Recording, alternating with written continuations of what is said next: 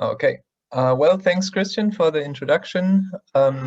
Thank you for joining the second session, and thanks for joining my talk. Let me just start my watch. In the next 10 minutes, I'll talk about the European Fish Hazard Index, or FI, how we call it, and its test case, application, and added value for impact assessments. Just to give you a tiny little bit of background, I guess most of you don't really know the FI. It uses a bunch of very site-specific input data, like data from turbines, specifications, configurations, turbine type, dimensions, inner and outer diameter, rotations per minute, number of turbine blades, and so on and so forth.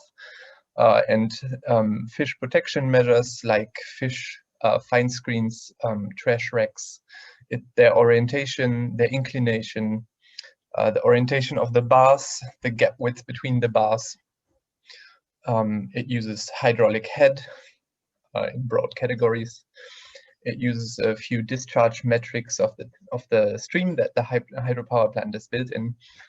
It uses information of up and downstream passage, fish passage facilities, mainly whether they're there and operational or not. And it uses a species pool comprising 5 species of the reference fish assemblage that we want to assess. This is the input window of our Excel file, so you can download the tool for free and just put your own data in. Here we talk about turbine type, the total number of installed turbines. Here is a little part about downstream fish passage. Here's something about the turbine specifications. There's more data above and below this part, and there's more to the right. Up to 13 turbines can be assessed, actually. It takes all that knowledge that you put in and it evaluates it using conceptual and modeled on empirical data. For example, it takes the input data of the hydraulic head and looks how hazardous it is for fish. Or it tries to evaluate the impact of large capacity impoundments on your fish species sample. It evaluates the susceptibility of species, the sensitivity to added mortality, basically. We evaluate turbine mortality in the FI, and we evaluate the power or the performance of deflection screens and bypasses. We model turbine blade strikes, discharge relationships between mean annual discharge, mean annual low discharge, and the discharge through the hydropower plant and the flow rates through the turbines, and a few other metrics. This is the output window of the FI. It contains a lot of numbers, but it's actually quite simple. On the left side here, I hope you see my mouse, we have the hazard classification box that is basically a summary of the hazards assessed by the tool, grouped in overall flow alterations induced by the hydropower plant, turbine entrainment and mortality for fish, upstream fish passage and downstream fish passage. Up here we have our species sample, the biological component of the tool, so to speak. This is the 5 species that we are assessing right now with different sensitivity scores, different conservation concerns. And for each and every single species and hazard classification, there is a unique value calculated. This is basically these boxes down here, and they are then aggregated into hazard-specific score summaries. This is down here, and these again are well summed up or aggregated to the final fish hazard index, ranging between 0 for a low risk and 1 for a pretty high risk. In this case, it's at 0.5, which is equivalent to a moderate risk. That's basically how it works.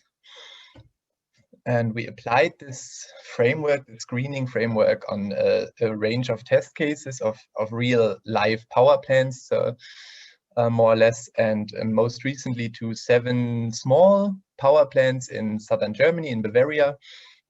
And we ran 2 different FE calculations for each power plant using similar specifications for plants and discharge, but 2 different samples.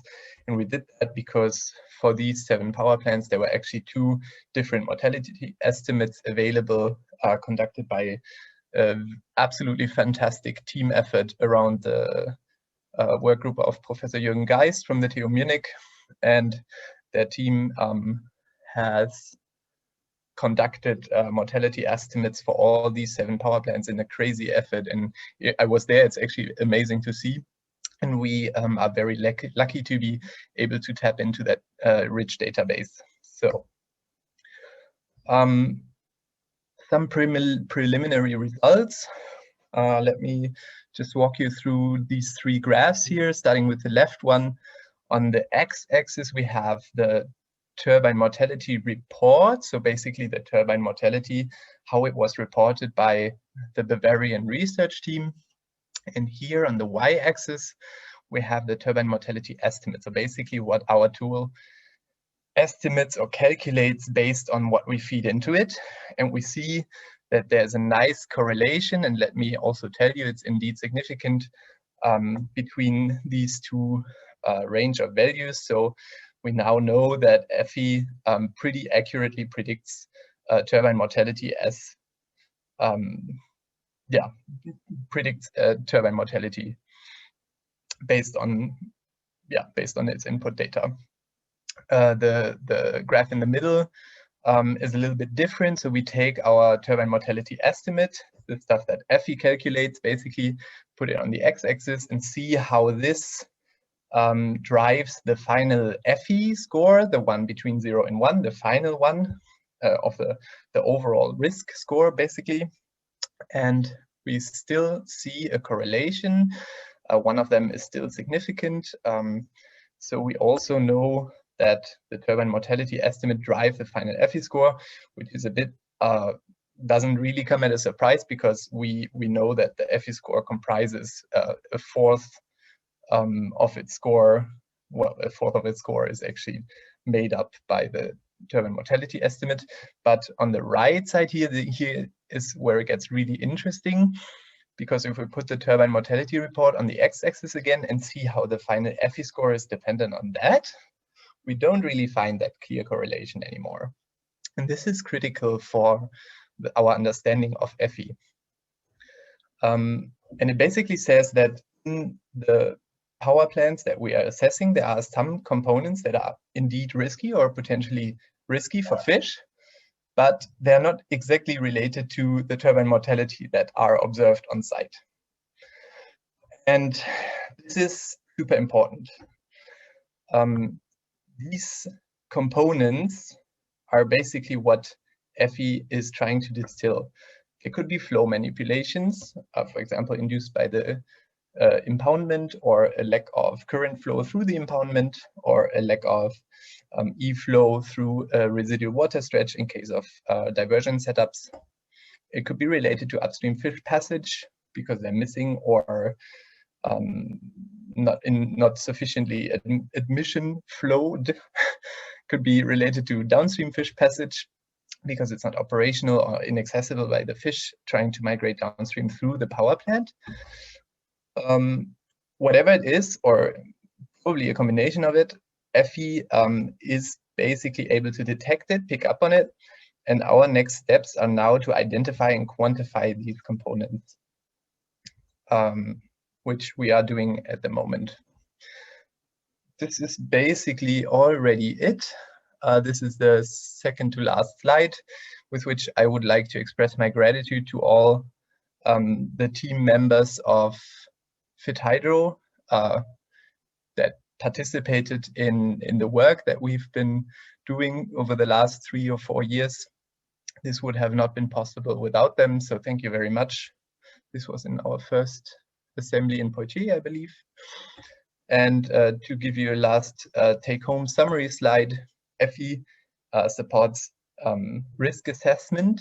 Like, as a screening tool, it supports risk assessment of hydropower plants for fish.